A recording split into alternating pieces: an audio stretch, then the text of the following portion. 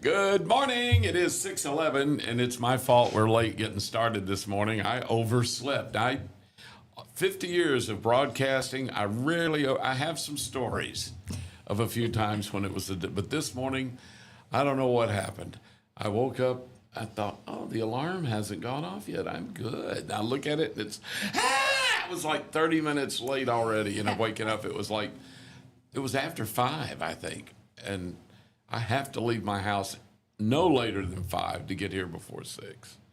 And so I did go a little. You were moving. I moved a little quickly down 145. I'm not saying, what's the statute of limitations? Is it an hour? I hope so. I don't know. But anyway, I didn't go that fast because, I saw an interesting, well, first of all, thank you for watching and listening this morning. We are Piper Peach Radio's Morning Mayhem. Heather and Dollar Bill here with you this morning. And oh my God, I just, I saw this thing one time that shows if you drove to 20 miles or 30 miles, whatever I got, 30 miles, let's say, and you drive it at 10 miles an hour, of course, it's going to take you forever.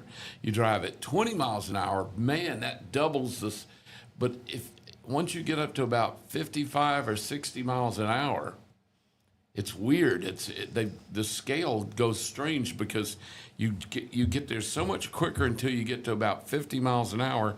Then every mile or 2 miles an hour faster you go after that does not save you hardly any time. So like if you go at 55 miles an hour, let's say I can get here in 30 minutes.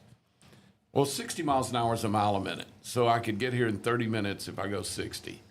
But if you go 70 miles an hour, 10 miles an hour faster, you get here in like 1 minute quicker. Yeah, the formula, it's like for every 10 minutes or for every 10 miles per hour you go over this posted speed limit, you only gain 1 minute. Yeah, to your commute. And it goes down because, like, if it's 55, is I think the speed limit mostly on 145.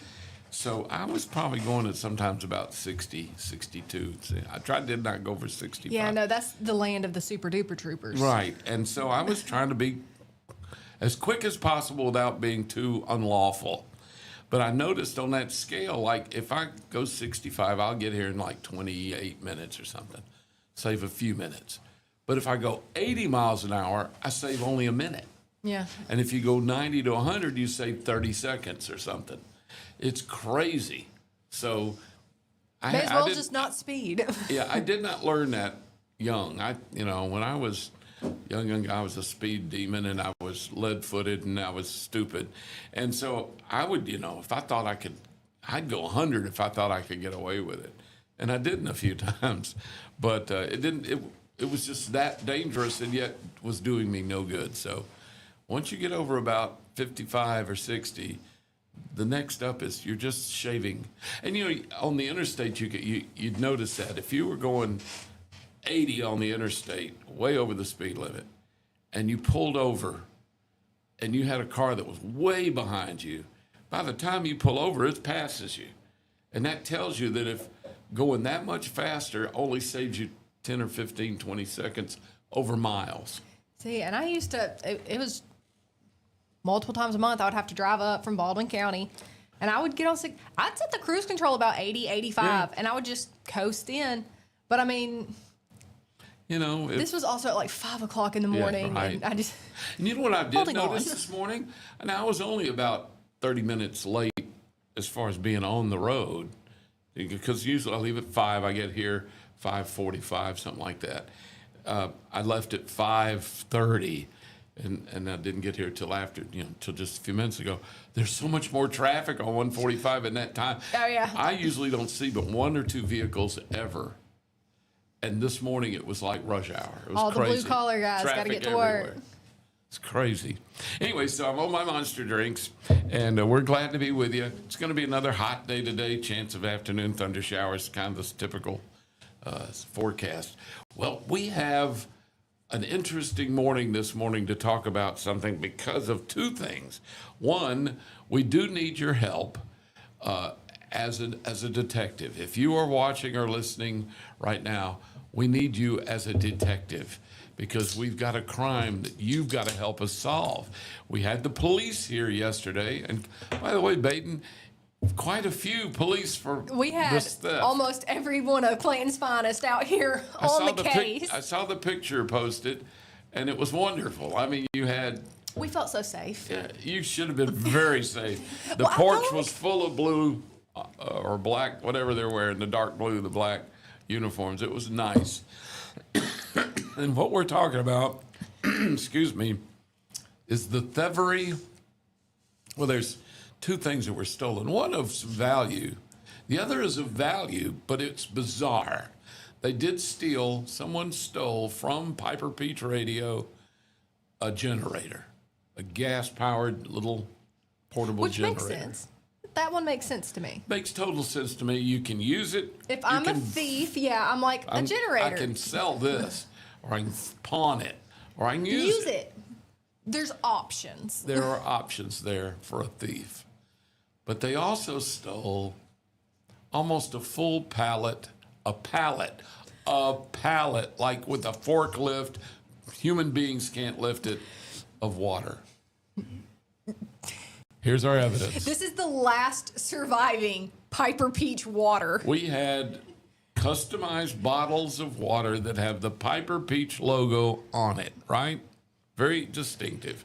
You drink this water, you'd be drinking Piper Peach Radio's logoed water. Sourced, bottled, provided from local. Like this, Jemison, if I'm correct. Yes. So this was bottled in Jemison.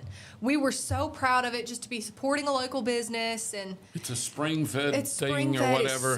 It's so good. It's good water, and it's from a local source. Yeah, any water connoisseur knows the difference in good water about it. This is good water. This is limestone water, whatever, and it's got the logo. So I mean, you can't get this anywhere. It was they did the pallet of water for Piper Peach Radio only. You can't buy it in stores. No. You don't see it anywhere but here. And now somebody has 1 million pounds of it somewhere, because when we tell you the story, you're going to know that whoever did this was thirsty. Well, I think they were stupid. I'm going to be honest. I think they were dumb. Because first of all, here's the story. We have Piper Peach Radio Station sitting right here, and Highway 31's right in front, busy road. Right next to us is a house. It was someone's home for years, and it got damaged, water damaged and stuff. So the home is now vacant. It's been stripped out. There's nothing of value in the house. It looks good from the outside, but the inside's stripped out. Wires are hanging. They had damage, water damage. They're working on it, but it's slow. So the house is right now empty, but it can be used as storage, because our landlord that owns this building that we're in for the radio station owns that house. And he told Baden, he said, look, you need to store anything in there, you can. It's a big open space, It's gutted. So It's Baden kept two inhabitable. things in the house. Now, by the way, I will tell you, now we can disclose this because there's nothing in there now. Nothing. Thanks to our thieves. The doors aren't locked. You can just go open the door and walk in.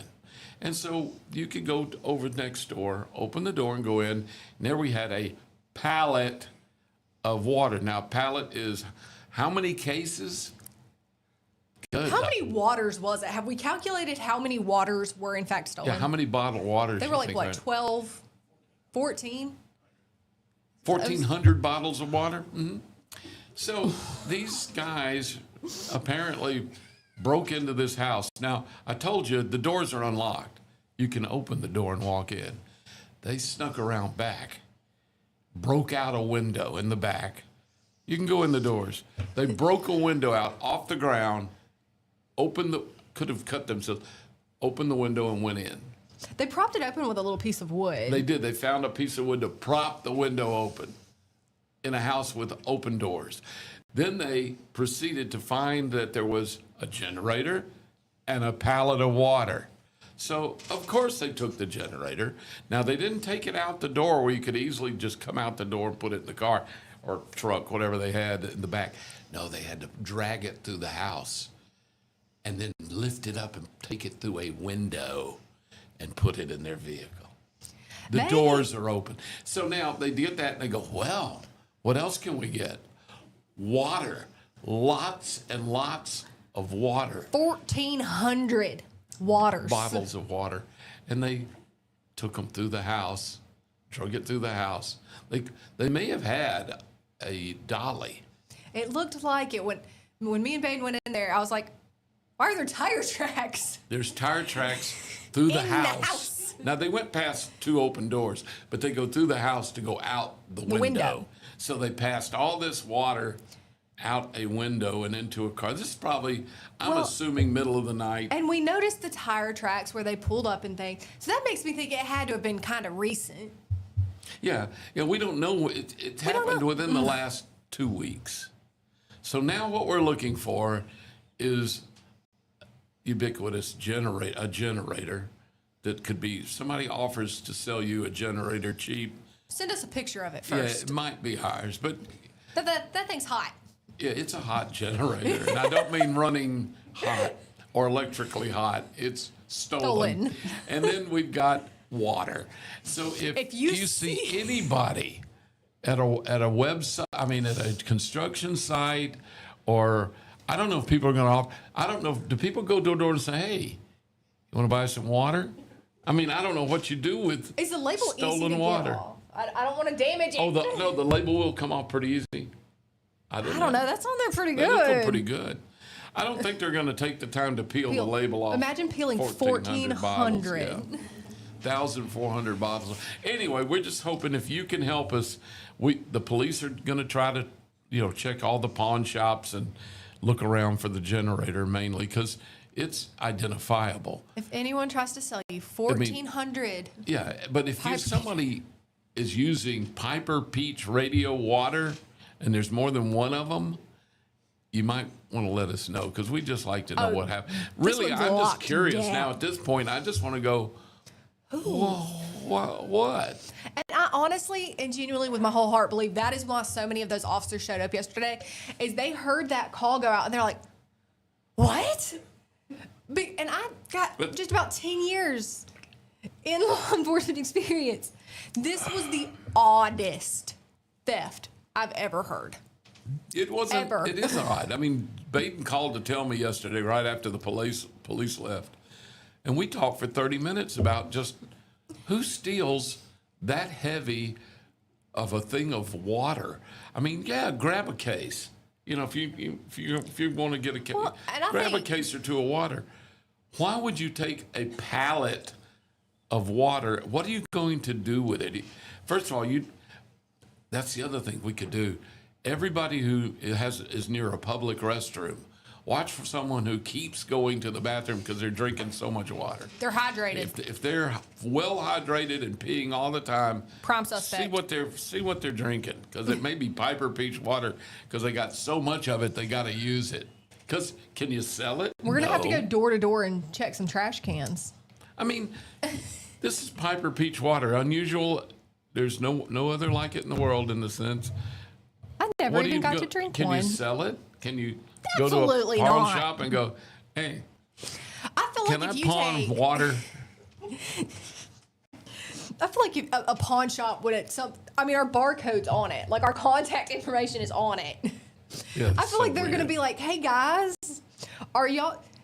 did y'all sell a bunch of water? Yeah. I don't know what you do with a pallet of water. You other can than only drink it. And, maybe maybe they feel rich now, water rich, and now they're going to bathe in it and just pour it around water their plants with it because we are water rich. We've got a pallet of Piper Peach water. Look at us waste water. Bottles of it. I don't know what That would make me more mad, honestly. Yeah, I mean. Well, I think, and So what I'm makes assuming that whoever did the thievery may also work in the heat you have to. because they really valued that pallet of water. Well, and I don't think it's.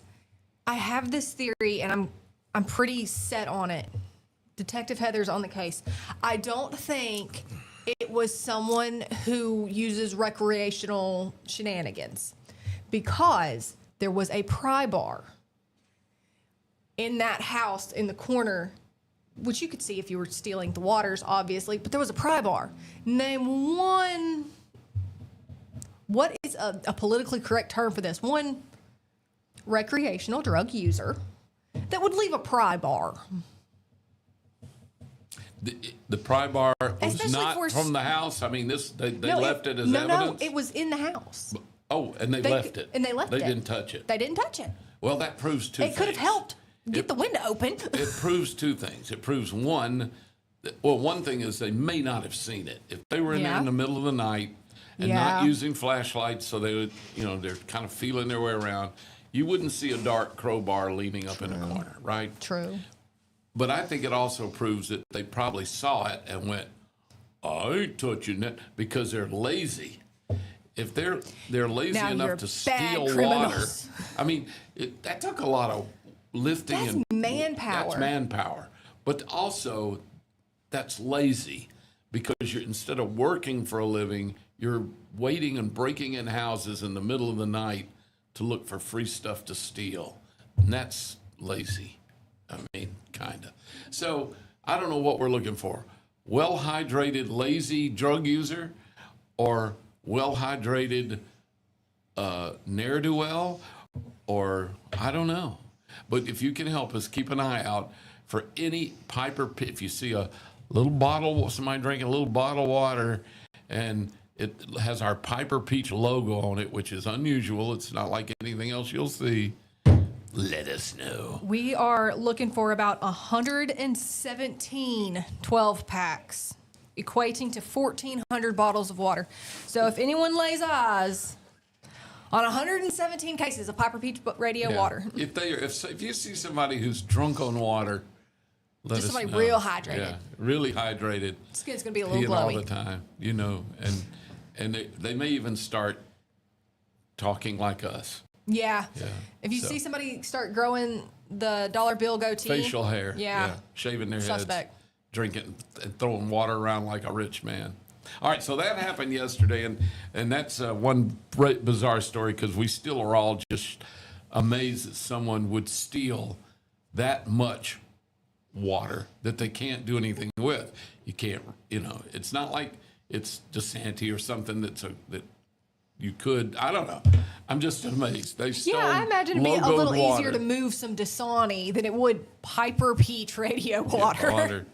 So help us out, and we'd love to get the generator back as well. That's an $800,000 piece of equipment that was stolen. Yeah. So, and we use it for remotes and stuff. If we have to go out and set up a radio station set up somewhere, and they don't have an easy electrical source. outlet near us, instead of having to run 300 miles of extension cord that's dangerous and troublesome, we have our own. We did have our own generator. Yeah. We don't have it now. But anyway, I thought that was so bizarre. But thanks again to the Clanton Police Department. They were amazing. Baden called them, and they came out in numbers, and they did a great job of checking everything out. They've come up with they're the ones that solved the theories about the vehicle in the back of the building and breaking out the window instead of opening the unlocked doors. And, y'all didn't have to break the window. Yeah, they broke a window too. We got to put plywood over the window or something. That was going to be water damage. Water. And they stole the water. All right, I've got another story, though, to tell you that's kind of weirdly related, in the sense that this both happened yesterday. When Baden told me the story of the water thief and the generator thief, I said, well, that's funny, because I just had an interaction with a murderer. And the murderer apparently didn't do a very good job of murdering the person, but they still are doing the time. And here's the story. I went out with my truckload full of junk, torn up pieces of furniture, trash, just cardboard and stuff, and some metal, because a buddy of mine changed out the steps on the side of his pickup truck, and he left all this metal. And so I said, I'll take it. I'm going to the dump anyway. So I go out to the Shelby County landfill, and I'm up on the hill where you can put stuff in dumpsters instead of having to go out into the landfill. And this convict comes walking up to help me out. They have work release guys up there, and they help you, and it's nice. I don't think you're supposed to tip them, but I did. So this older black fella comes up. Hey, Bill, I think that's contraband. Maybe, I don't know. That's a felony. Listen, if I can get him some candy bars or cigarettes behind bars, You might have got him more I time. may have. Well, it may be me too. No, I think they're allowed. Surely, if we're on work release, we're allowed. I think that. Yeah, I gave him $5, and we're not talking about $100 here. We're talking. I gave him a 6-pack. I didn't give him 2 bottles of water. I mean, Well, we didn't stolen have water. it.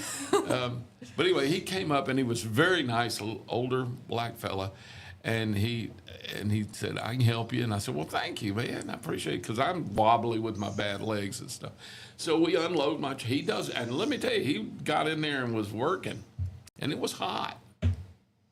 So he helps me get everything in one dumpster, and then he says, "You can't put the metal here. You got to take the scrap metal over to the scrap metal dumpster." I said, "Okay." He said, "I'll help you." I said, "Well, thanks." So I drive over there. Mary and I were in the truck. Mary and I drive over, and he walks over. He helps me, and he does. He literally gets these heavy pieces of long 8-foot pieces of metal pipe with brackets on it, throws it over into the dumpster, and I thanked him, and I gave him 5. That seems kind of cheap now that I think about it, except I didn't make the mistake, but, I'm interested. And I said, "Well, are you on work release?" He said, "Yes, sir." I said, usually I thought when you're on work release, it means you're about to get out. That's that last step. They trust you out there to start working with the public again and doing stuff and showing that you can be trusted, and you get back into society. And that's usually what they do before they let them out. I said, "Well, how much longer have you got on work release?" And he said, "I'm in for life." Mary kind of perked up in the truck. She said, "Well," I said, "You're in for life?" He said, "Yeah. They said I murdered my wife."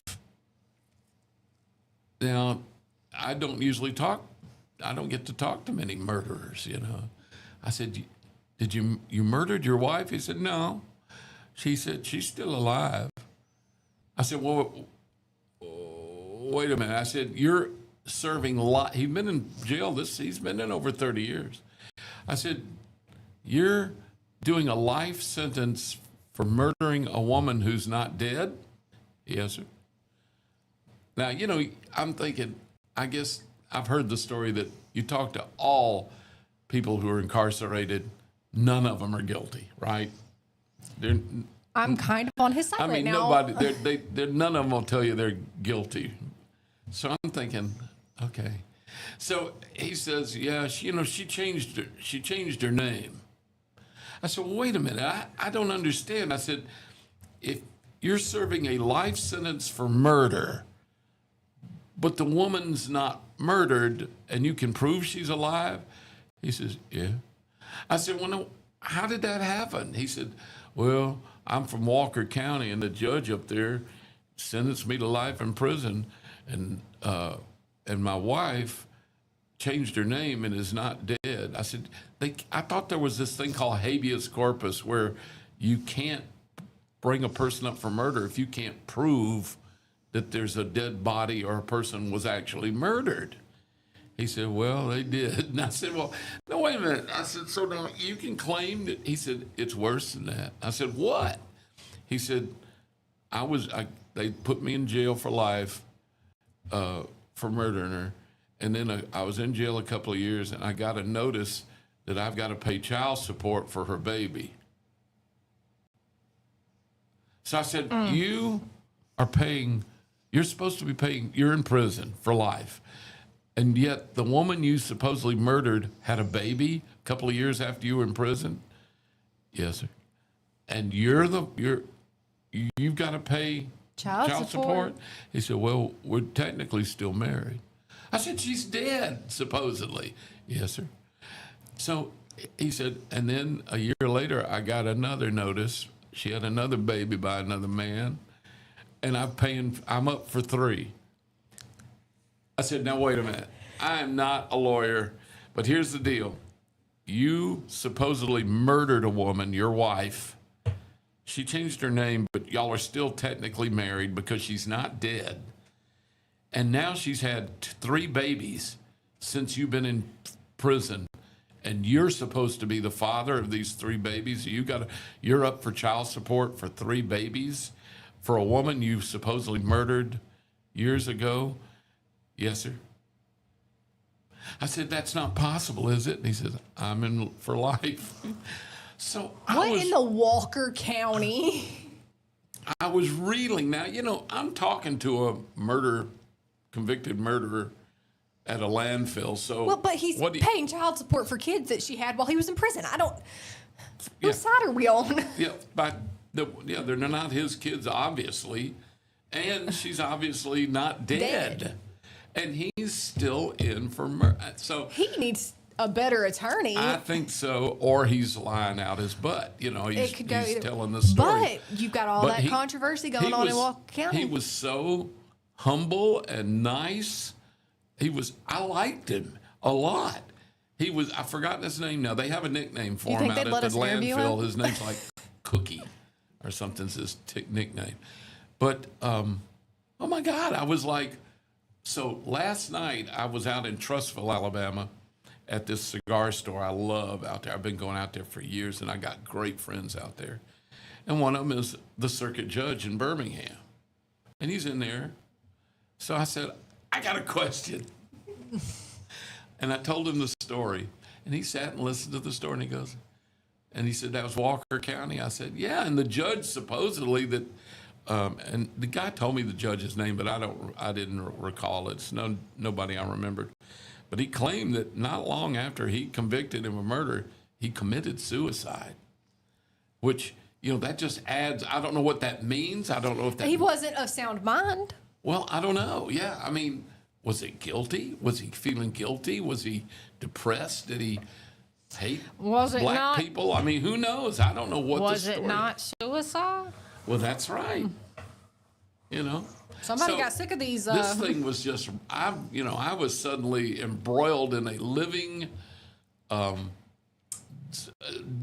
crime novel because I couldn't make sense of it at all. He could double jeopardy. I know, it's weird. So I told the judge all this story, and he just kind of went, I guess it could. And he's a Democrat, so he's quite liberal. Nice guy, I like him. We may not see eye to eye on politics and stuff, but he's a great guy, and he's probably a great judge. And he just said, that's why I'm against the death penalty. Because what if he had gotten death instead of life in prison, and they put him to death, and he may be innocent. Now, he's still living in prison, and he may be as guilty as it could be. I mean, I don't know. But I will tell you this, it really shook me up because, one, I liked him. Yeah. He was he's very religious now, of course. I guess when you're in prison, you get pretty religious. You find God. But, but he seemed so sincere. Now, of course, he's been in prison for 30-something years. At that point, if he's told this story for 30 years, you're going to be pretty confident. I mean, you might even if it's wrong, you probably grow to believe it yourself. Yeah. So he sounded very convincing. But it's just so bizarre. Also think of, get in a mindset with me real quick, of Walker County 30 years ago. Bingo.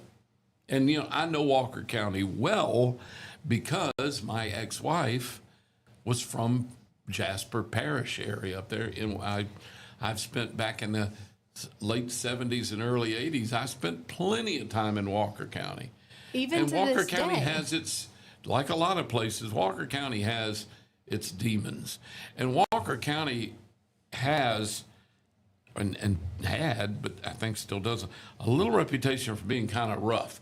Because you remember there was that woman named Carrie Lawson, pretty young woman that was a wife and mother, I think she was a mother, just disappeared. And they've never found out what happened to her. This happened in I'm going to say 80, I'm throwing this out there, but it was the early 80s. Carrie Lawson disappeared. And they went looking for her. They didn't know if she had been abducted, murdered, ran off. She just disappeared. And they've yet to ever find out what happened to her. And that's been 30 years or more. So that's a little strange there. Well, I and mean, then you've 40 got years everything going on, like with their jail right now, with the old sheriff. All these little They've got like 40 corrections officers being charged or something like that, like an insane amount. There was words of, Jasper had a bad reputation for their politics and their stuff. So who knows? This poor guy, he may have been railroaded. And If you're an attorney, go find Cookie. and you know what? The thing is with him, I talked to another guy that knows of, I think it's Cookie. And he said that, and Cookie, maybe Cookie may have even said this to my wife because she got to talking to him. And he said he wouldn't know, he doesn't really know any life except behind bars now. It'd be really hard He's one of those guys that would have a hard time if he was let loose, right? Just if they just said, you're free to go. I don't know what he'd do because he has no support. Apparently, he's got an ex-wife still alive with children that probably doesn't want him back. I mean, I don't know. But isn't that bizarre? I mean, you start, these people, if you see a guy that's out there on work release, most people ignore them. They don't talk. They look the other way. Well, yeah, and they may get them to help them unload stuff, or they see them working on the side of the road, and they just don't know their story or care, to be honest with you. Assume that they're just bad people. But I'm one of those people, I interview everybody. I mean, what's your life like? I did. I mean, I asked him flat out, are you on work release? He goes, yeah. And I said, well, how long you got? And then that's when he said, he's in for life. And then I had to hear the story. And, it's a compelling story. Now, whether it's true or not, whether he's an innocent man that spent 30 years and will for life, I guess, stay in prison, I don't know. But it's, these poor people, you forget. You see these guys in their yellow vest and stuff, or in their white uniform, or their orange jumpsuits and stuff, and you just immediately assume guilt, and then you wonder, I wonder what they're in for. A lot of them are in for drugs. A lot of convicts are in there because they have a drug problem. A lot of them may have not even had much of may have not done anything bad to somebody other than steal. Non-violent, yeah. And so, not violent drugs, yeah. I mean, violent crimes. But, of course, this guy's in for murder. That's pretty violent. But anyway, the stories are maybe amazing. It's almost like I almost want to take a microphone and a tape recorder and just start talking to convicts. And have you ever just scrolled through the inmate roster? The what? Yeah. And have you ever looked? You know what caught me is one time I got on that thing that you can do, and that tells you where all child molesters are around. Convicted, sex offenders. And I had like 4 in my neighborhood. Yeah, if you haven't ever looked at it, it's an easy Google search, and it'll show you where they're. Now, some of them they'll register they'll be homeless, and they'll register like Walmart as their place of residence. Really? I didn't know they could do that. I don't think they can use this Walmart because it's right across from a school. Oh, that's right. Yeah. It can't be within so much feet of the school or 100, whatever. But it was weird because they show these little flags, little things, and it gives you their name and address. I mean, it's once you're a convicted sex abuser, you get no privacy about it, and it's out there. Which I think warranted. that's probably should be okay. Yes. Again, I worry about any that may have been, but I don't get. That's pretty cut and dry that you've done something pretty nasty or had porno or something. My skin crawls. If you'll scroll through and look at the bond amounts, it'll be like, a reasonable amount for a child, predator. Yeah, a predator. And then you'll scroll down a little bit, and somebody will have a marijuana charge, and they have like $150,000 bond. For what? For having marijuana. So, and that is apparently more important than the kids. Yeah, that's we could get into a long discussion about the pedophilia and sex abusers, and it's not good. But one thing is good, that maybe Cookie's living a good life, even though he's murdered a woman that's still alive. It is which I don't understand. 6:46 is our time, about 14 minutes away from 7 o'clock. Again, we need your help. Be detectives. Look for Piper Peach Water somewhere and let us know. Don't intervene. You could be a dangerous water criminal, but we just want to know. We're going to take a quick break. We'll be back with lots more. Thank you again for watching and listening this morning on Piper Peach Radio. We'll be back in just a second. Looking for the perfect way to unwind, compete, and have fun with friends or family? Then Putter Up Pelham is your next destination. Whether you're a mini golf pro or just out for a good time, Putter Up offers a one-of-a-kind indoor putting experience with custom effects lighting, sounds, and robotics at each hole, plus automated scoring and a virtual caddy to guide your game. And our ADA-compliant courses include special putters for individuals using wheelchairs or walkers, so everyone can join the fun from ages 4 to 100. Rain or shine, day or night, it's always game time at Putter Up. Come for the fun, stay for the challenge. Swing by Putter Up, where every stroke counts. Traditions come and go, but excellent service and compassionate care are benchmarks in any era. That's what Ellison Memorial Funeral Home is committed to providing you, whether through the pre-arrangement process or seeking services at your time of loss. Ellison Memorial offers a noticeable level of care and attention to detail. Others do not. So before making a decision based on yesterday's traditions, experience the Ellison difference when it comes to your loved one's final arrangements. You'll be glad you did. Call us today at 205-280-4600. Ellison Memorial Funeral Home, setting the new standard in local funeral service excellence. We are always here when you need us. Underage drinking is deemed by many adults to be a rite of passage. Parents who host parties for youth may think they are being protective, but they are actually putting their youth at risk of physical and social consequences. Know the truth. Underage drinking and social hosting is a bad mix. For more information, contact Central Alabama Wellness, 205-651-0077, or visit centralalabamawellness.org.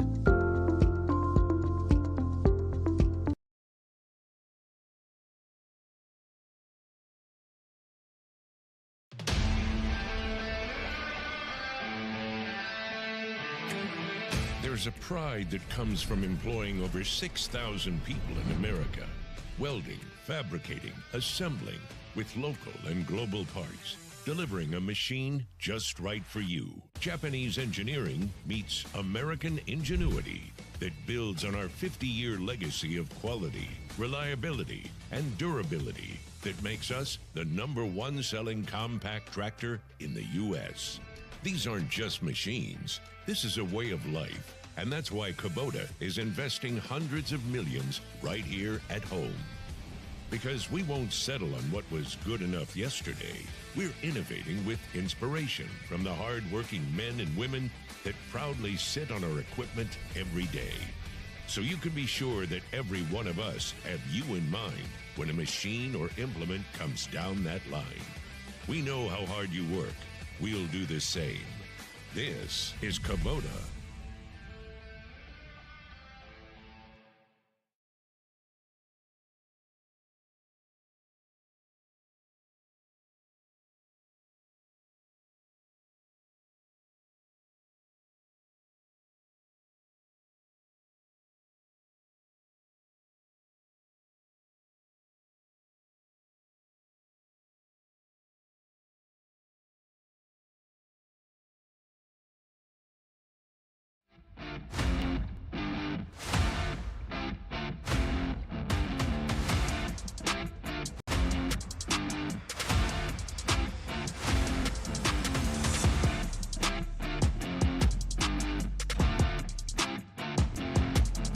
We are back. It is 6:50, 10 minutes away from 7 o'clock.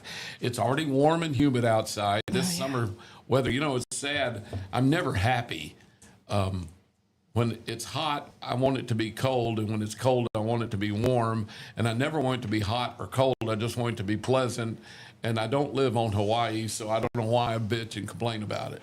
See, so you're like me, where you're only happy with the weather 2 weeks out of the year.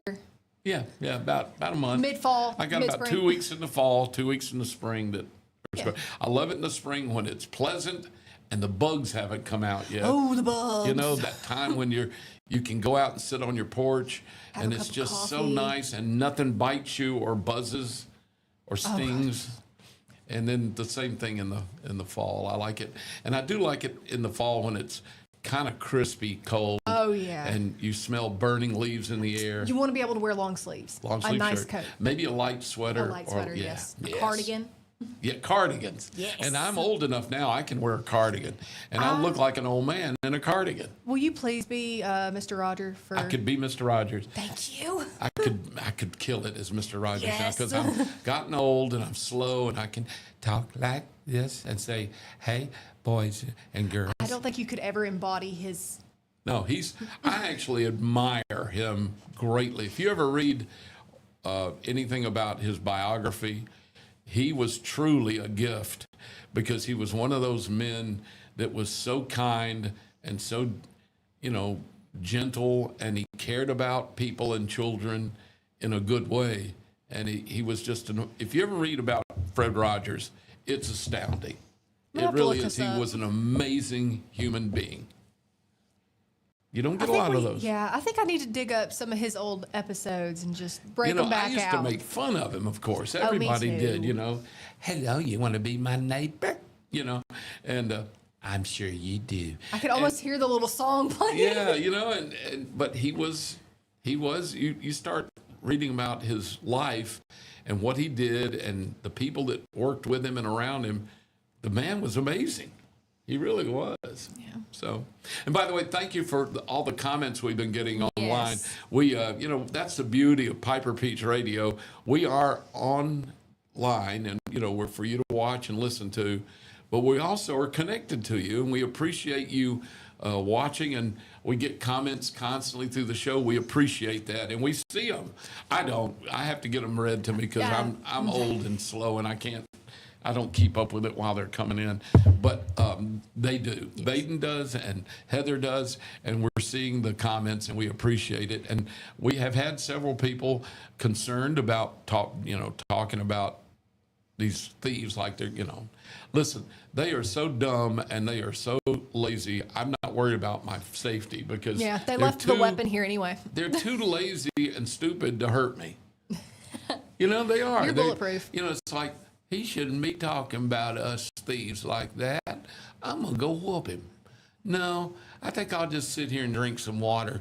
I got lots of it. I'm water rich, and then I'm just going to sleep. Because I'm so dumb, I broke out a window and went in through a window when I could have walked in an open door. That's pretty, I don't want to hurt him. He's smarter than me. Everybody is smarter than me. I steal water, and lots of it. Lots of it. Deanna, don't worry. We marked you off the suspect list because you ordered water at breakfast the other day, and we remembered that. So we know it's not you.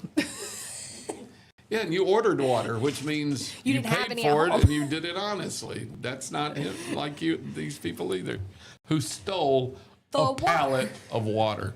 I still can't get over that. They huff. My wife says, "Have we got any water in our cabinet? We'll buy bottled water and put it in the cabinet, and then we have to break it out and put it in the fridge." See, I just got my filtered water, unlimited, whenever I want it. And I like filtered water too, but we buy some water so we can have bottled water when we're working around the house. But I'm so lazy. I don't like taking that 6 or 8 pack of water, putting it on the They're counter, heavy. cutting the plastic off of it, and putting it in the refrigerator. I'm exhausted. One 6 or 8 pack of water, and I'm exhausted. And these people stole like 1,600 bottles of water. Well, and they And brought water weighs, equipment. I think water weighs 7 pounds a gallon. Is that right? I'll have to look it up, but I think water is 8. Is it 8 pounds a gallon? I know fuel is around 7 or 8 pounds a gallon, aircraft fuel. But water is the same thing. So 8 pounds a gallon, And I don't know how many gallons there is in 1,700 bottles of water. I could do the math, but I'm not gonna because I'm lazy for that. But that's a heavy load. Well, and they had mostly the hand truck stuff. They came prepared. So did they case the place? Did they check us out before? Well, what I want to know is, did they come in that house? And they're banging around probably in the night in the darkness, looking around, trying to see what they can steal. And they come across this pallet of water. Did they go, should we take the water? And the other one says, taste it first. Did they drink them a water and go, oh, well, yeah. They had to open one case. Yeah, that's 'cause they're fine water. sweating. We're taking this water Yeah. because it's delicious. Yeah, they had to pop one open while they were lifting all that. Yeah, and drink it, I guess. If not, they'd still If be not- laid out there dehydrated. They're out there driving around now just drinking their water and laughing and having a great time. So they're probably pretty healthy. It is 4 minutes away from 7 o'clock. We've got lots more to talk about. And, the murder thing with the guy out at the landfill, that just fascinates me. I literally wonder if you can you go out there and talk to the guy? I mean, he's on work release. You can probably get in contact with work release. Yeah, I and wonder if just be there's like, a "Hey, restriction can we talk?" on. Could I record him and No, talk you gotta to think him? people. Surely we can. I don't know. I have somebody we can talk there may to. be things about, because I do know that on a buddy of mine does work with the guys that are on work release out of Sylacauga, the prison over there in Sylacauga, and they've been told not to interact with the public. Do pick up your trash on the side of the road or whatever, but don't be bugging people. But I feel like when you're doing heavy lifting like that, like you have to communicate with somebody. You don't want to damage their property. You Well, I don't mean, wanna- I can see them worrying about convicts or Yeah. people on work release bothering the public, like maybe asking for some money or food or a cigarette. I don't know. But what if the public wants to talk to the convict? Is it okay? Could I go out and record Cookie? I think we can do a little interview with him. I could probably get in contact with some of my buddies out that way and see if we can get a hold of Cookie. We'll have to find out, because I'm I in got the you. FOP, but I'm not going to ask them, hey, is it all right if I interview a convict without supervision? Well, and they have little rooms because you've got all these true crime documentaries and stuff. That's completely allowed, I'm pretty sure. And then we could probably do some investigating back into old baby mama. Yeah, I'd like to. We're hot on the case. I'd like to get his story down, whether it's True or not. It's still a a fascinating story. story. Yeah, and it'd be nice to actually get it down. And there is a story corps, that they do. It's at the National Archives. You can sit down with yourself alone or with someone or with other people and tell a story, and it's archived. Because everybody, I don't care who you are, how old you are, how young you are, how rich or poor, your circumstances, everyone has a story. Oh, yeah. The story of their life is individual. No two people ever live the exact same life. Of the billions of people that have lived on this planet over the last however many years, millennia, no two people's ever, even identical twins lead different lives, even if they live together as identical twins. Everyone's story is different. What And about the conjoined twins? they even have different stories, because Well, you've yeah. seen some of 'cause they these have different conjoined twins that brains. have different husbands. Well, and they have different brains. So technically they have Yeah, different I mean, thoughts they're and two beliefs. people that are yeah. just stuck together. Yeah. Yeah. Okay, no, you win. You win. Yeah, I mean, and some of them live, it's a bizarre life, but some of them live with two husbands. They each marry. And that's another story I'd like to get some detail on. How do you work that out, that you're married, you're conjoined twins, men or women, and you have two different husbands or two different wives? And I don't have a how do you contact work for that that. out? I know I that's, don't have contact that for is so fascinating and bizarre in its own right. But anyway, we digress. It's amazing the stories everyone has, and people that think they live just a blah life and have never done anything very exciting or done anything much at all. Their story is unique, and I think that's the curiosity of fascinating lives. And then you've got people who you think are just kind of normal, everyday people, and you hear them talk about their lives. It can be fascinating. It can be horrifying.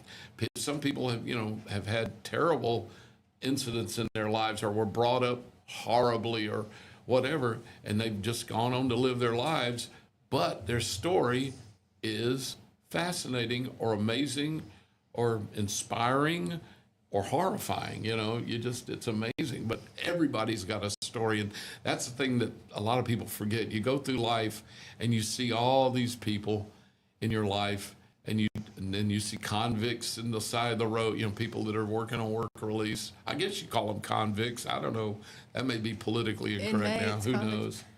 I mean, I don't know. That's what they are, if they're in prison and they're working or in jail. If they've already been sentenced, I think they're convicts. Is that what it is? Maybe. That means short for convicted? Yes. Yeah. So I think, they've been convicted. I guess people in jail that are still waiting trial are not convicts yet. They're just detained. But, it's fascinating. And that's the whole thing. I think if people nowadays, we're so polarized, politically especially, socially especially.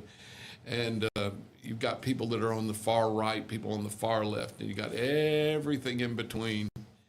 I think if people were more interested in people's stories and rather than judgmental, I think we'd all be better off. I mean, there's a lot of things I don't like in this world, and there's a lot of people I disagree with vehemently. But you know what? They still have a right to their thoughts, and they still have a right to live. They don't have to believe the same thing I do. So it's pretty amazing. Are we getting a note here? Okay, thank you, Baden. By the way, texted it to me. Baden doesn't like. Okay, they stole 1,500 pounds of water. 1,500. What's a ton of water? 2,000 pounds? They stole 3/4 of a ton of water that they had to manhandle into a vehicle and slug away with. Plus, they were squatted down. Plus, pulling out of here. If I remember right, that generator was hefty. I tried to lift it one time when it was in here to move it, and I didn't move it much. Yeah, don't put me down. I had to get Vaden, who's for manual young labor. and tall and strong. Yeah. So they stole probably a ton of, weight-wise, they lifted a ton of stuff because I'm sure that generator weighed 100 pounds or something. So. I just hate that you weren't here yesterday. The denial that Baden went through. I'm going to pick on you. I'm sorry. Y'all, he came in and he was like, have you seen the pallet of water? Like, it just... Like it was going to be in a closet somewhere. Has anybody misplaced my pallet of water? He's calling people. He's like, hey, have you seen the water? Has anybody seen 2,000 pounds of water and laying in a corner? Like, no, Baden, call the cops. Let me look in this drawer. And he was just like, no, it's here. Like he really didn't want to believe that someone would have done it. Nobody wants to believe that somebody that they've been that robbed. There's been burglary or robbed or whatever you call it. I guess since they broke in, that's burglary. Well, that and like the most unbelievable thing, had it just been the generator and like some equipment or something, I feel like we all would have been like, okay, yeah, no, they've knocked the place over. But a pallet of water. Yeah. we That's thought embarrassing. Somebody had taken it to an event.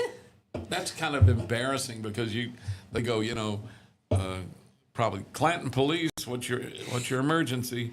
Like to report a water theft. I need somebody to come over. Somebody stole some stuff from me. Okay, what'd they steal? What? No, what'd they steal? Stuff? No, I mean, what particularly is missing? Water. Well, when most people hear, hey, somebody stole some water from me, they've tapped a line or something. Not 1,500 pounds of bottled, logoed water. They stole Piper Peach water. And now we have Now, one on bottle. the report, you know how police are so I've always loved, I got a lot, I'm a member of the FOP. I'm in the Fraternal Order of Police. I've got lots of friends that are in law enforcement. And I've always told them, I give them a hard time because of the way they talk. They'll tell you, they'll say, instead of saying, yeah, the suspect ran out of the building. They go, yeah, the suspect egressed the facility. They talk all in in articulation. They talk in all these technical terms. They don't just say, yeah, he stole a bunch of stuff and ran off. Well, he absconded with some, alleged materials and then escaped via a vehicular. It's like he jumped in a car and drove off. What sounds better? I body slammed the suspect, or I assisted the suspect to the ground in order to gain control of the situation. I like that, but it is weird. Holds up better in court too. Yeah, so they talk so funny, but I love the fact that they absconded with almost a ton of H2O. Did they put that in the report as they stole bottled H2O? We hadn't even got the report yet. It's going to take a couple days to get back. They have to stop laughing long enough to write the report first off. Yeah, you got to sit there and go, this is great. I'm writing up a report because somebody stole water. But I guess that's a lot of water. That's worth a lot of money. Listen, that's the other thing. We joke about this, but believe you, 1,400 Are you okay with me saying it, bottles babe? of water is worth how much? It's $2,200 worth of Yeah, water. about $2,000 worth of water. So you can joke about it, but that's theft. I wouldn't want somebody stealing $2,000 from me. I think since they used forced entry to enter, it's a felony either way. But I mean, it was running on felony amounts of stolen goods. That's true. That's it. Would that not be embarrassing to go to prison over some bottled water? That's what are you in for? I'm a felon. Oh, really? What'd you do? I stole a bunch of stuff. And I wonder, man, you're a thief. What'd you steal? Water. Morning, Tammy. I wonder, since they did use force, if it would qualify as a violent felony. I'll have to look this up. I'll look that up when we go to break and come back with answers. You're getting way into the weeds on this, Heather. I am. I'm seeing a side of Heather I've never seen before. I want him put away. She's suddenly getting really doggedly persistent about stuff. I wonder if you break in, you broke a window, and that window's worth 22 cents to break. And now we're I'm gonna start an invoice. That's felony. That's so much water. That's a felon. So, no. I like this. I like this. No, and then once they get inside, then quick call to Cookie. I like the way you think. I've seen the side of Heather. I'm kind of scared now. Good. Yeah. It is 7:08, 8 minutes after 7 o'clock. We're going to take another quick break. Again, thank you for watching and listening, and the comments are phenomenal. and we thank you for all the folks that are now fired up to keep an eye out for Piper Peach water to see if they can find out who stole all the water. And a generator, too, might not be bad either. We'll be right back. Stay with us.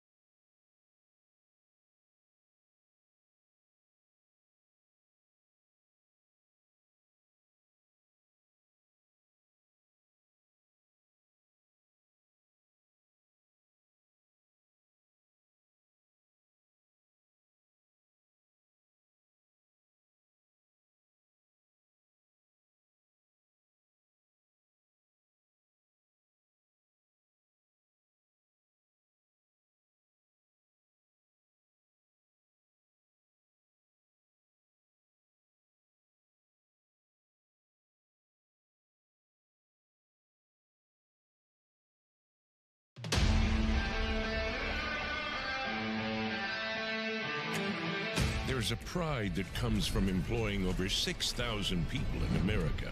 Welding, fabricating, assembling with local and global parts. Delivering a machine just right for you. Japanese engineering meets American ingenuity that builds on our 50-year legacy of quality, reliability, and durability that makes us the #1 selling compact tractor in the U.S. These aren't just machines. This is a way of life. And that's why Kubota is investing hundreds of millions right here at home. Because we won't settle on what was good enough yesterday. We're innovating with inspiration from the hard-working men and women that proudly sit on our equipment every day. So you can be sure that every one of us have you in mind when a machine or implement comes down that line. We know how hard you work. We'll do the same. This is Kubota.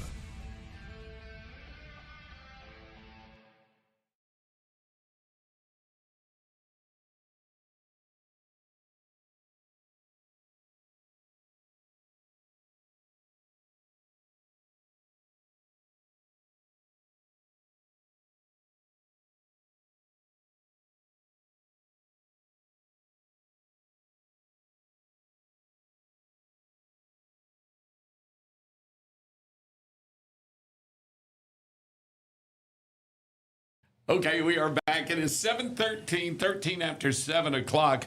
We're glad you're with us. Thank you for watching and listening this morning to Piper Peach Radio. Tell your friends, like us on Facebook, collect any way you can. And again, we've been getting a lot of text messages about our thievery. And we even have a few people say, you got to be making that up. You're just making that up. Nope, Wish we were. somebody's really that stupid. You know, I don't think people want to believe it because they don't think somebody would be that stupid. That's why all those officers were in here yesterday. They're like, no way. No way. Who walks past 3 unlocked open doors to go around behind the building to break into a window, open it up, and then still get in that way, but still not use the doors to take the stuff out? Yeah. You literally take water. How many 100 pounds of it? 1,500. 1,500 pounds of water and pass it through a window into your vehicle and a generator when you could have just walked out The door. intellect is just not there. Anyway, I love it. It was not violent, by the way. It's not a violent felony. It's just a felony. Yeah, we didn't make this up.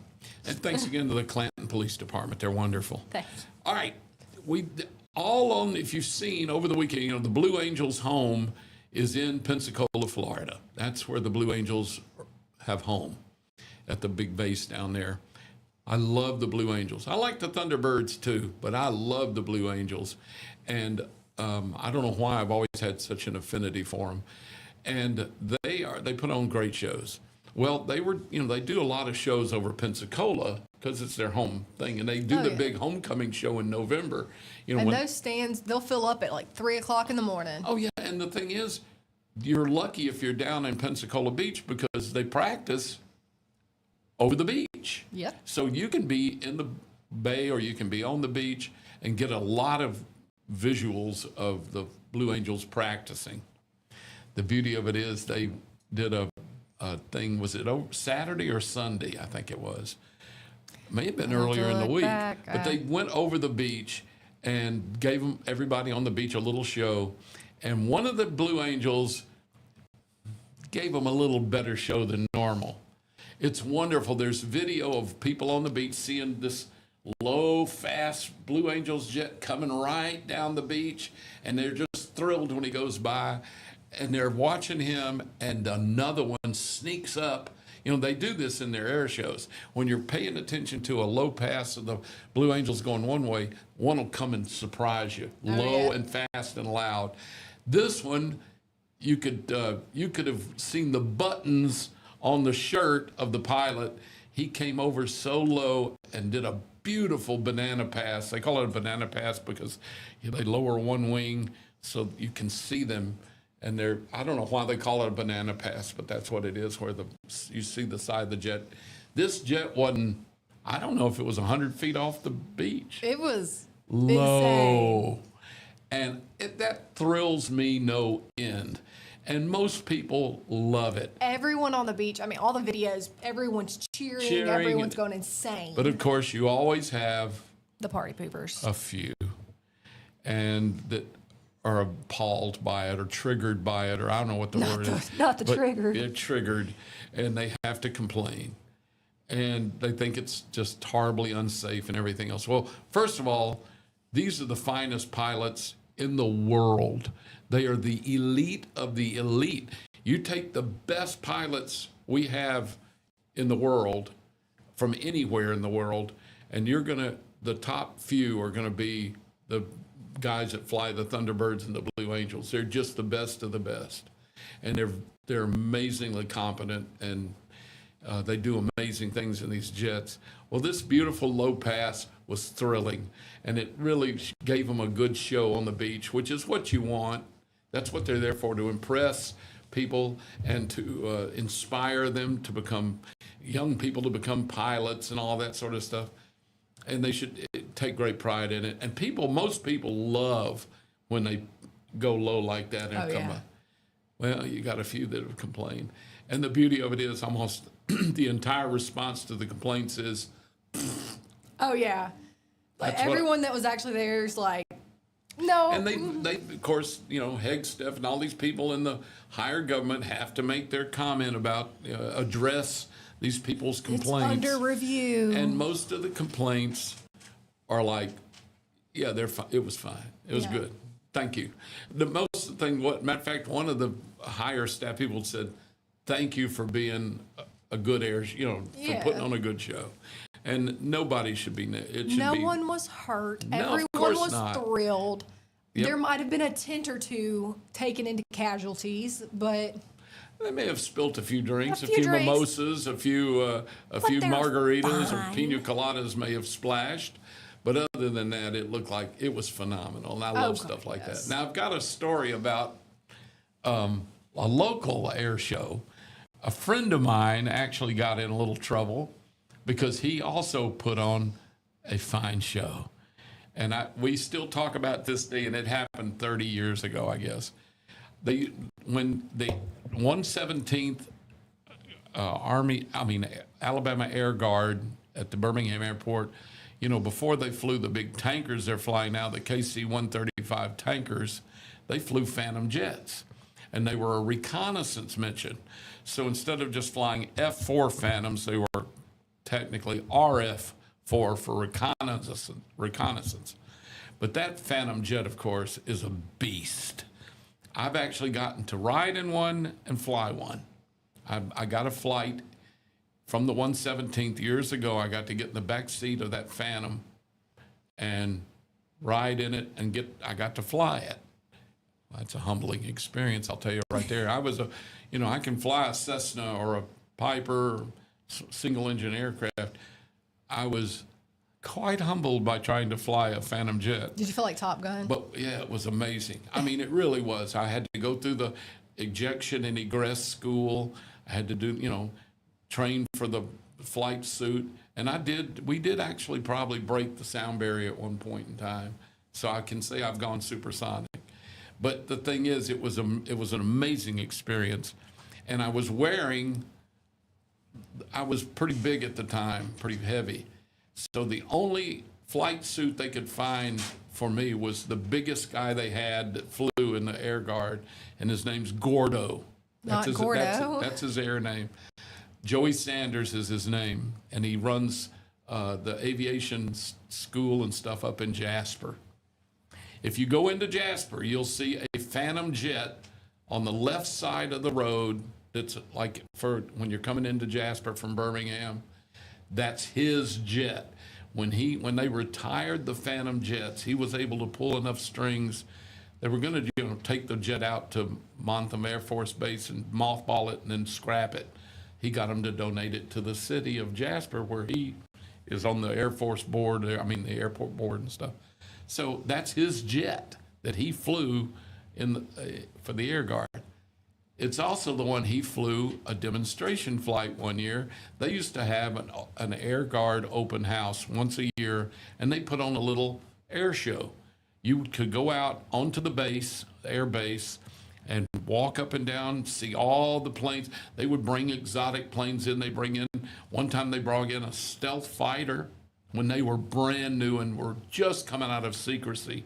And the thing is, it was amazing, was they had the 117A, which is the name of the, stealth fighter. They had it on display. Bless you. Bless you. They had it on display, and you couldn't get within 50 feet of it. It was still so secretive that they could bring it in and have it on display, but they had stanchions way away from it. You couldn't get up close to it. They had armed guards with M16s guarding the airplane. So you could see it from 20, 30 feet away, but you couldn't go up to it or touch it. Because remember, back then it was a big deal about the coding and how it could be stealthy and all that stuff. Amazing. So they put on this little air show, and they would get me to come announce it. So I'd go in the ops building, and I would do the announcing of the whole air show for the Air Guard, and I loved it. And of course, what they would do is they would take the Phantoms up, and those things are beasts. They're just heavy, fast. They'll go Mach 2. They're just monsters. They're heavy. The whole thing is, people used to say that a Phantom jet proves that if you put powerful enough engines on a brick, it'll fly. Because there's not much wings there. There's just two massive, I think, Pratt & Whitney jet engines in this thing, and in the afterburner, it's a beast.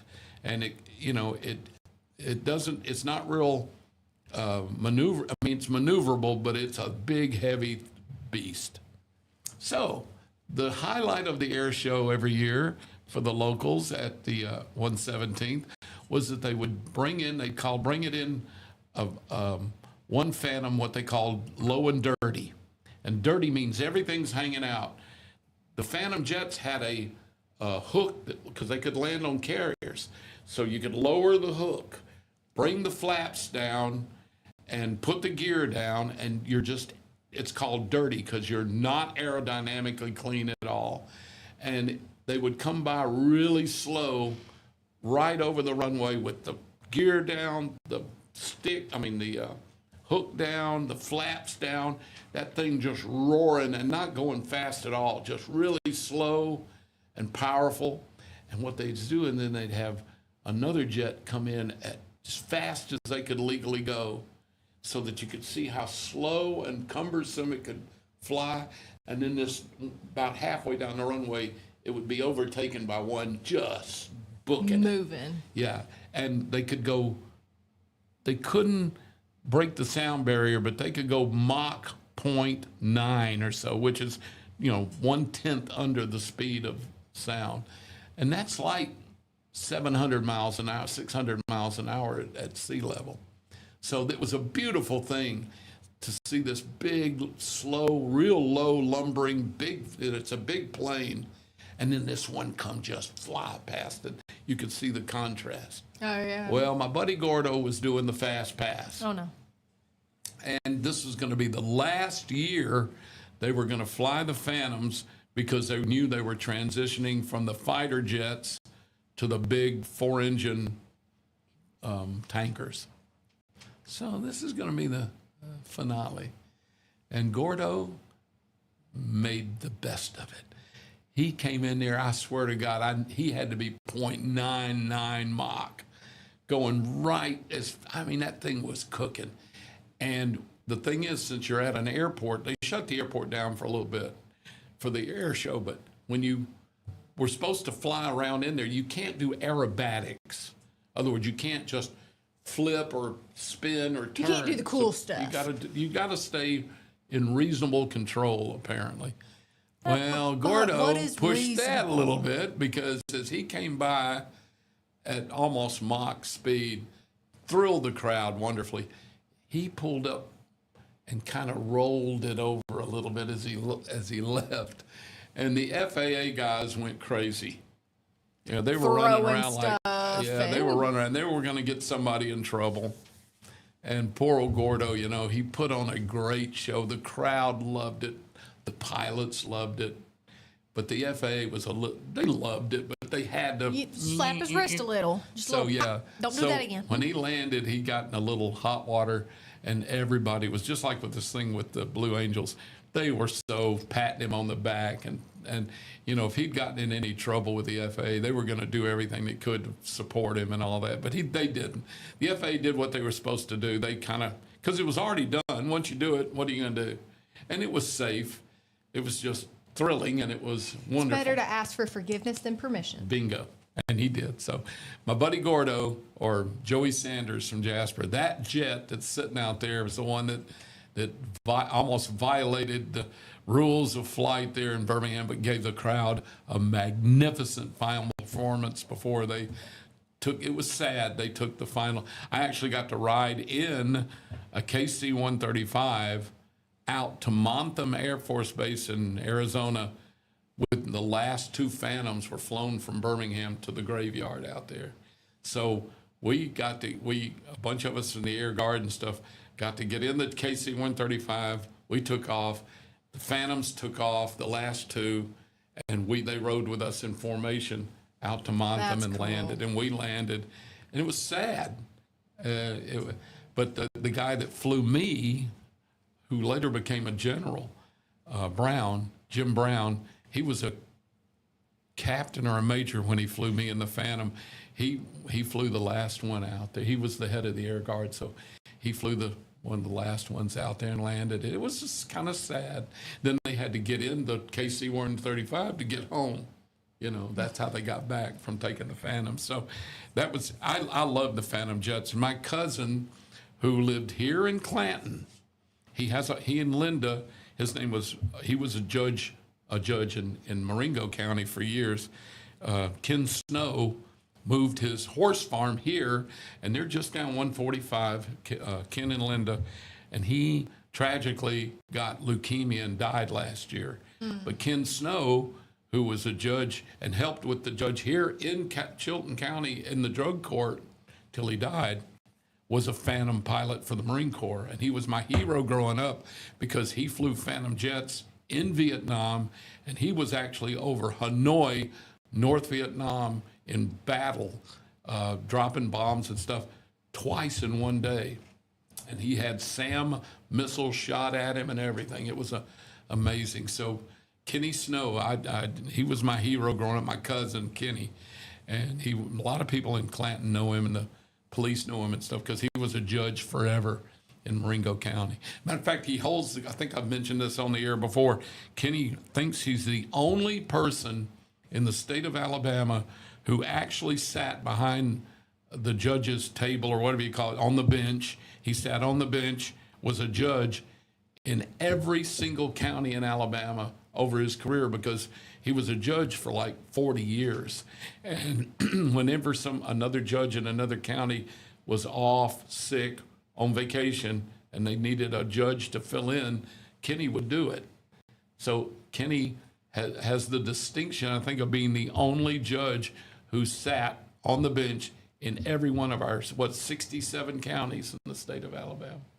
And then he tragically, believe it or not, took the COVID virus, COVID vaccine, and it gave him leukemia, they think, and he died last year. So I took perfectly healthy guy, rode horses every day, great shape for his age. He was 80, I think, but he looked literally 50, and was healthy as a horse till he got that vaccine, and they think that gave him They leukemia. kept promising me if I'd get that COVID vaccine, I'd grow an extra arm or something. I was hoping for 5 more fingers. I've been gypped. I took it, and all I did was get older and uglier, I'll tell which you was what. going to happen anyway, I'm The sure. first one really didn't affect me. That second one, I thought I was dying. That second dose, Did you have the Pfizer or the Moderna? Do you know? I'm not gonna. I don't. I don't want to. know? I think maybe Moderna. See, that's the one that's given most of the people most of the trouble. Oh, The great. Pfizer, there's the Pfizer and the Moderna were the RNA, whatever they call it, the way they It's in my jewelry box. the way they created a vaccine they'd never done before, and it's using RNA, which is ribonucleic acid, which is part of DNA, and it actually had a lot of side effects. Now, Pfizer's didn't seem to have as much as the Moderna, and then Johnson & Johnson did a COVID vaccine that was like we do the vaccines for flu and all, that was the more traditional way. They had no problems. I have to look and see which one I got because I don't remember. But it was 2 doses. Yeah, I had 2. I had the Pfizer. Mary and I both got 2 of the Pfizer. We didn't really have much trouble. The second one, we didn't have any reaction whatsoever. Well, I'll say I didn't get COVID until after COVID had like already passed and it wasn't cool anymore. Yeah, right. Yeah. Yeah, I've had COVID. I didn't get 2 weeks off, and I did not have COVID during all the vaccine time. yeah. I mean, during all the COVID time, I did not get it. And I thought, I may be one of those people that's kind of immune, you know. Well, no, I got both the vaccines, and then I got COVID a year later, and it was like a cold. It was so minor. Mine felt more like the flu, but still, I wasn't like, I'm going to die. It wasn't as bad as the side effects of the shot. Really? Yeah.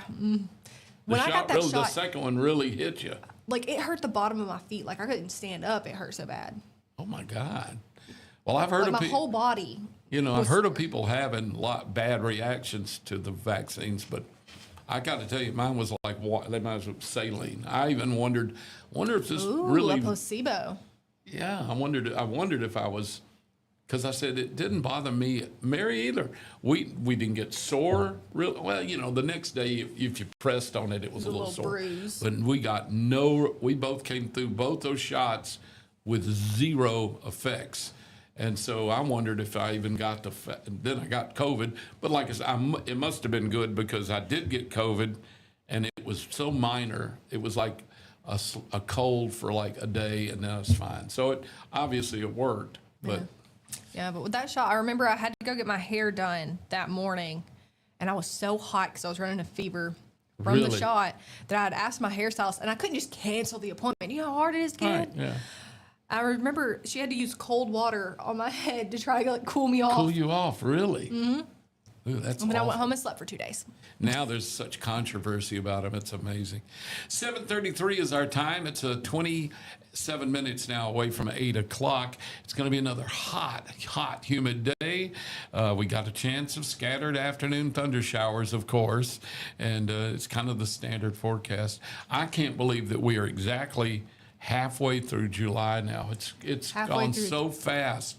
It's blazing to me. Now, younger people don't think it, but we are, you know, and I used to say that this was the halfway point of summer because, you know, you kind of considered summer to be June, July, and August. That was summer, the 3 summer months. Yeah. And that's most of the time when I was coming up, you got out of school right there in like May 21st or something, so 28th or somewhere in there.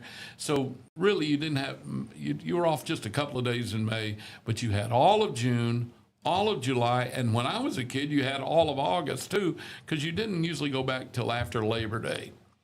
Now, kids are already starting to go back in school now, aren't they? Or getting close, like in a week. First week of August, isn't it? I think the 4th. Yeah.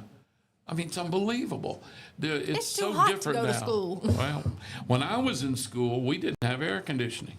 Well, Where my elementary school, my junior high, and I think even one of my high schools had no air conditioning. So if you couldn't survive in school if you went. I did have to go to summer school a few times. Oof. And, yeah. that was I've warm. always failed something and had to make it up in the summer. So I went to summer school, and there was some times I remember one summer it was not air conditioned, and then there was several times I went and it was miserable. You know, it's hot. But this was considered the midway point. Halfway through July, you were halfway through the summer because you were halfway in. Now this is the end of summer for a lot of kids. They're about to go back, and that just freaks me out. I talked to a cousin of mine, a niece. She's my niece by marriage. She's a teacher down in South Alabama. She teaches in a little town called Chatham. It's about 45 minutes north of Mobile. And she's up here at Thompson High School going to a clinic because they're going back. They go back next in about a week and a half. the teachers do, and then the kids Yeah. go in. They got to go in a week early. Yeah. But They have their her summer's orientation and over. all that. Yeah. Bizarre. All right, we're going to take a break. It is 24 minutes now away from 8 o'clock. Hot morning already going out there. We hope you're doing good. Thank you for watching and listening. We'll be right back. Looking for the perfect way to unwind, compete, and have fun with friends or family? Then Putter Up Pelham is your next destination. Whether you're a mini golf pro or just out for a good time, Putter Up offers a one-of-a-kind indoor putting experience with custom effects lighting, sounds, and robotics at each hole, plus automated scoring and a virtual caddy to guide your game. And our ADA-compliant courses include special putters for individuals using wheelchairs or walkers, so everyone can join the fun from ages 4 to 100. Rain or shine, day or night, it's always game time at Putter Up. Come for the fun, stay for the challenge. Swing by Putter Up, where every stroke counts. Traditions come and go, but excellent service and compassionate care are benchmarks in any era. That's what Ellison Memorial Funeral Home is committed to providing you, whether through the pre-arrangement process or seeking services at your time of loss. Ellison Memorial offers a noticeable level of care and attention to detail. Others do not. So before making a decision based on yesterday's traditions, experience the Ellison difference when it comes to your loved one's final arrangements. You'll be glad you did. Call us today at 205-280-4600. Ellison Memorial Funeral Home, setting the new standard in local funeral service excellence. We are always here when you need us. Underage drinking is deemed by many adults to be a rite of passage. Parents who host parties for youth may think they are being protective, but they are actually putting their youth at risk of physical and social consequences. Know the truth. Underage drinking and social hosting is a bad mix. For more information, contact Central Alabama Wellness, 205-651-0077, or visit centralalabamawellness.org.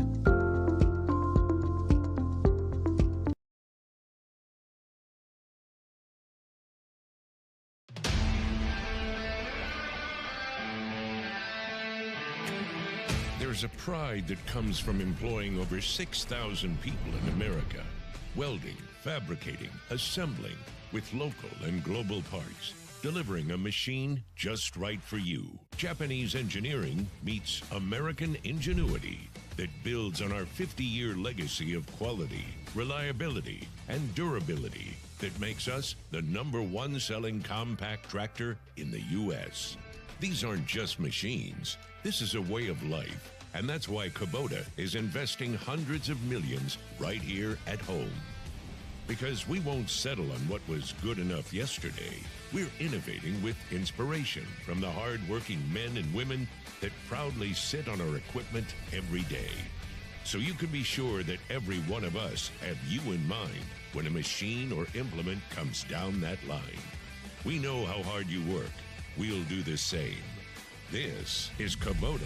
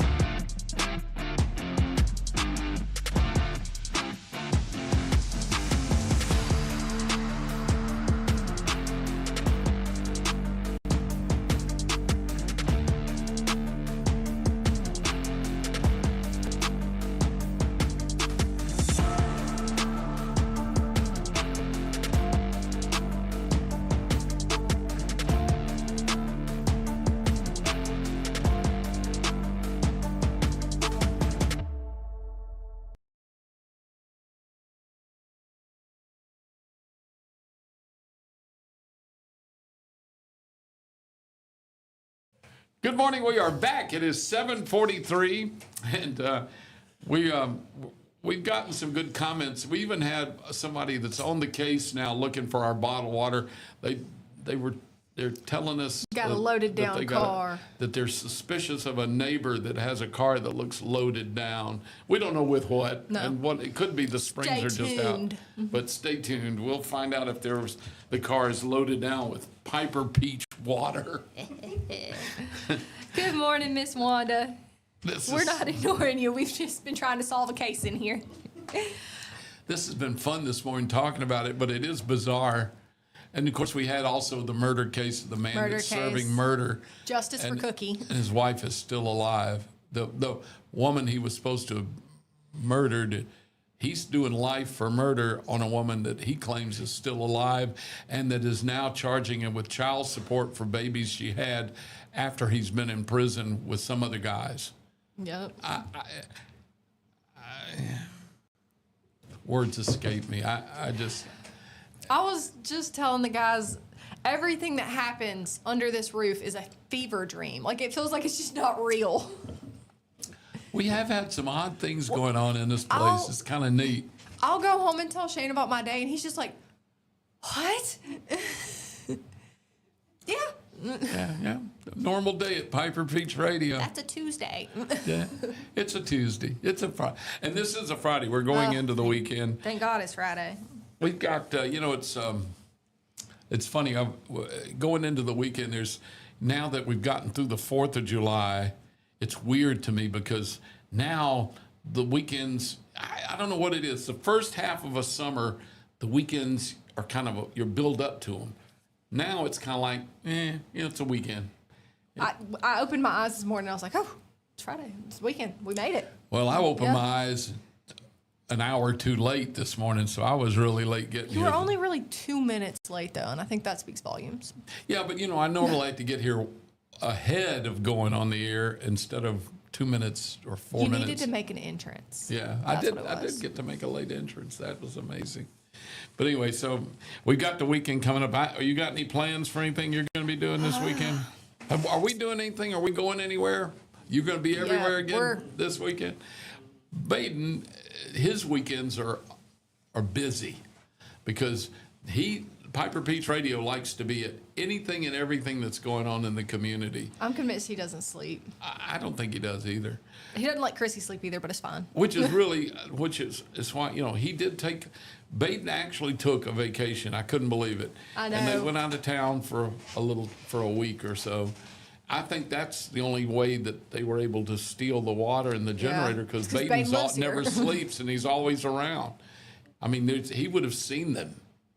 It's okay. We'll never announce your vacation again. We'll announce it when you get back. Yeah, that's true. I wonder if if they knew that laying if Baden in was wait. not going to be watching everything and then looking in drawers for 2,000 pounds of water. Yeah. It's almost kind of sad, though, because knowing Baden, had somebody come up to him and just been like, hey, we're really struggling, we don't have clean water, you would have given them water, like, without a doubt. Or even that generator, hey, I'm without power, something's happening. He would have given you the generator. At least loaned it to them. Yeah. But he would have given them water if they wanted without water. a doubt. But that's that thing about thievery. Again, it bothers me.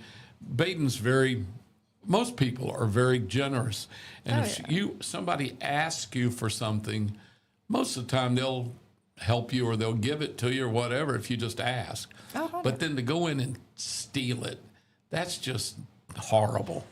And, It's lowly. the only thing that gives me pause to laugh is how stupid they were. To steal Again, we can't get over the fact 1,500 that they pounds. walked past 3 unlocked doors, but they risked life and limb in the back of the building, breaking in a window. They didn't even knock the screen out. They took just the screen cut off. it. Oh, they cut the screen. They didn't take the screen They're off. They working cut with it. like a little, you're having to, it's like a drive-through window at that point of a space, just shoving water out of it. Why? They worked through. They left the screen in. They left the screen. They just cut it. They cut it. All right. And they had doors that weren't locked. Doors. And that's how I thought they got it at first, because I opened the door. I was like, well, crap, Aiden, that's how they got in. And he was like, nope.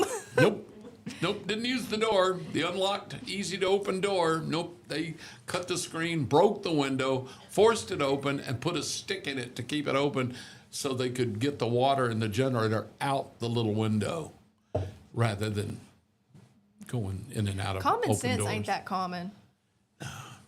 That just, well, they always say, do you ever watch any of these cops programs like On Patrol Live and Cops and 24/7? I love those shows because they really prove to me that most people who commit most crimes aren't really smart. Intelligent. They really aren't very intelligent because they do really dumb things. And, like my buddy Croc says, it's hard to fix stupid. I'm sorry, your buddy who? Croc. Croc. Okay, that's not what I thought you said. Yeah, Croc. He's from Australia, so that's short for Crocodile Dundee. Got it. Okay. Croc. Yeah. He probably liked the other word. Yeah. But anyway, Croc always says, you can't fix stupid. And he runs these companies that do, they excavate, they quarry and excavate gravel and sand. They call it, gravel is called, not articulate, but anyway, he called me the other day mad. He said, you can't, he talks like this, you can't fix stupid. He said he went to one of his quarries that they have, and they quarry sand. What they do is they take sand up out of the ground or out of a creek, a lake, riverbed, and they have to slurry it. In other words, it's sucked up like... Kind of like dredging? It's exactly. Okay. A lot of it is dredging.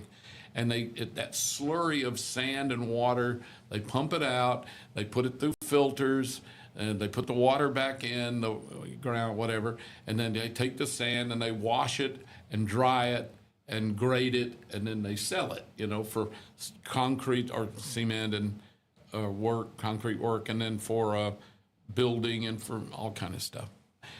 And fracking. They use a lot of sand in fracking. I didn't know that. So anyway, they have this huge electric pump that can pump this thick, massive amount of slurry up into the thing to do all this process. But if the pump ever goes dry, it'll burn up, right? Mm-hmm. Well, the pump cost $500,000. It's $500,000 pump, big electric pump, and it works fine and it's running good.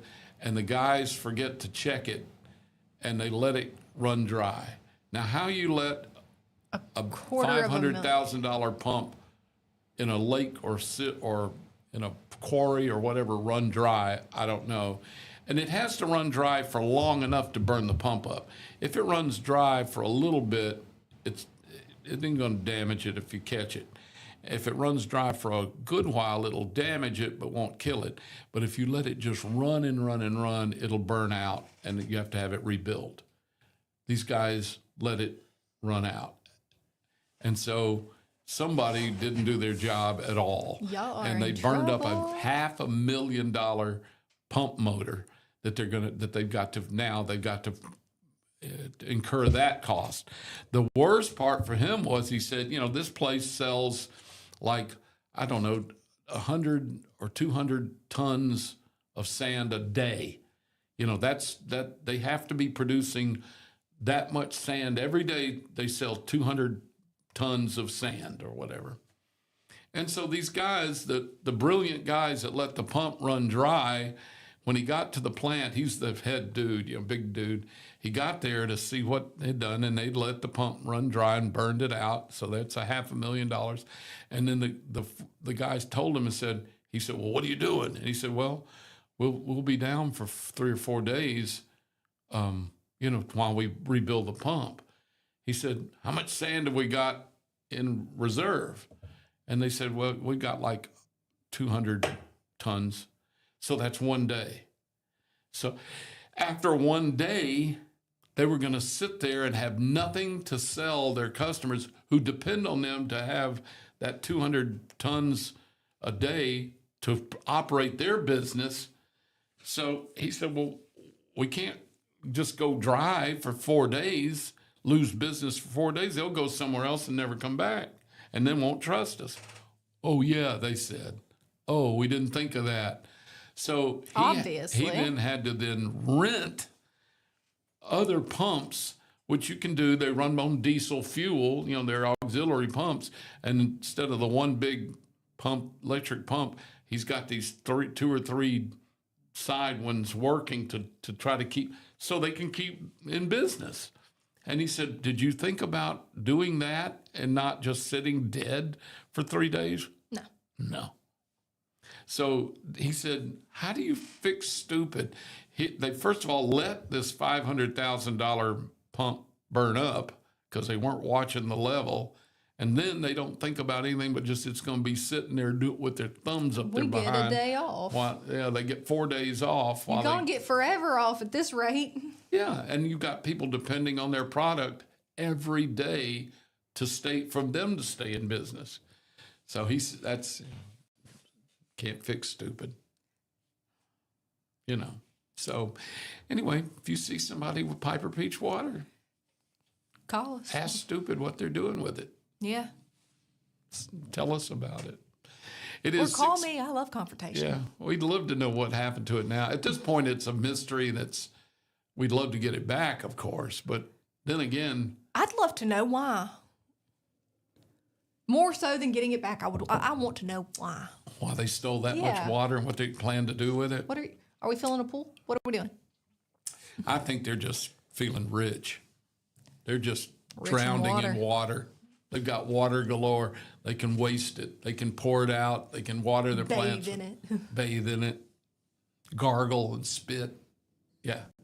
They're just water rich right now. Yeah. Piper Peach water rich. It's 5 away from 8 o'clock. We're about done. We're going to take a quick break, and we'll come back and wrap things up. Thank you so much for watching and listening. We're so glad to have you with us here at Piper Peach Radio's Morning Mayhem. Heather and Dollar Bill here with you. We'll be right back.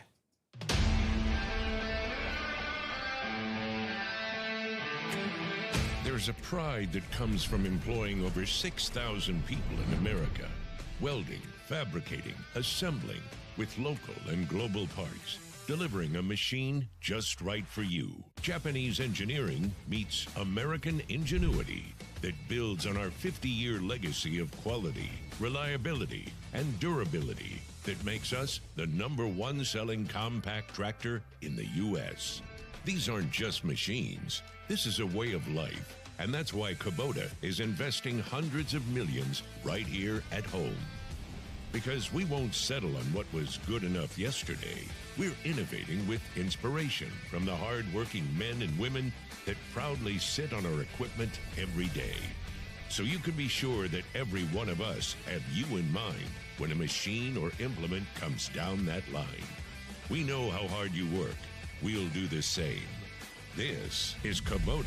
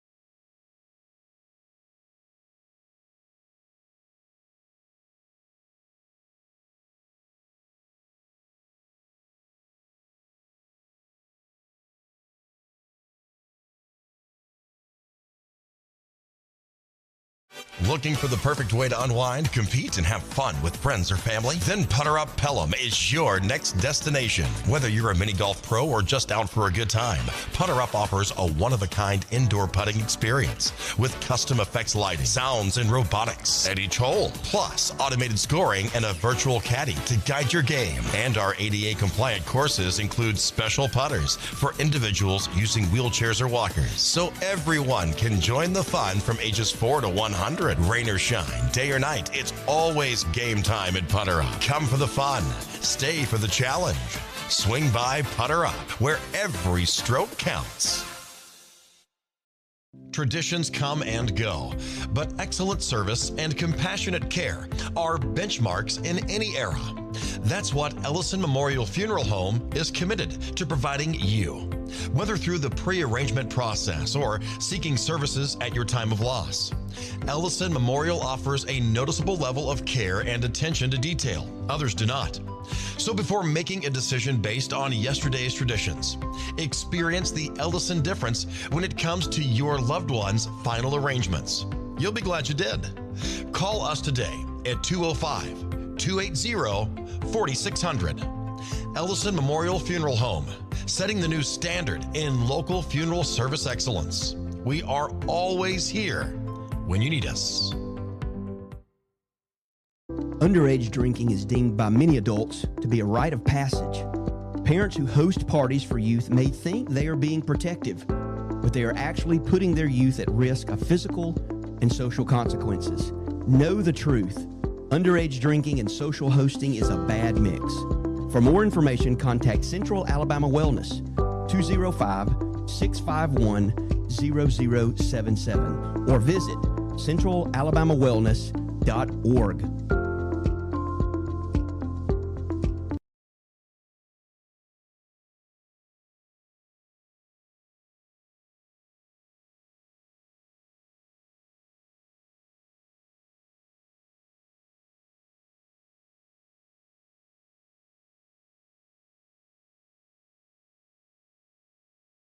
All right, we are back, and we're about done this morning, and we've had a great time trying to figure Solve out the why case. people would solve our thievery case, our burglary, because it's just bizarre and kind of, it's sad because it is thievery. I mean, it was several $1,000s worth of water and a generator, but the thing is, we're more enticed by the fact that people did that.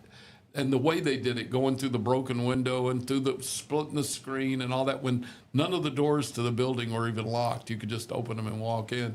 And they did, once they got in, they still never used the doors. I mean, they actually, I know they broke in and they could have walked in, then they broke out. You could have just used the door. doors to get the stuff out. I feel like the Who is going to give us the why. Yeah. I think the Who and the Why are going to be the same. Yeah, I think it's so fascinating. But we thank you for being with us. Hope you're going to have a great day and a phenomenal weekend. Just be safe. It could be thunder showery. You never know. But just be careful if you're going out on the roads or on the rivers or on the lakes. Just be careful. And we'll be back with you on Morning Mayhem on Monday morning. Thank you, Heather. Thank you, It's Bill. been fascinating this morning. Thank y'all for watching and listening. We'll be back with you.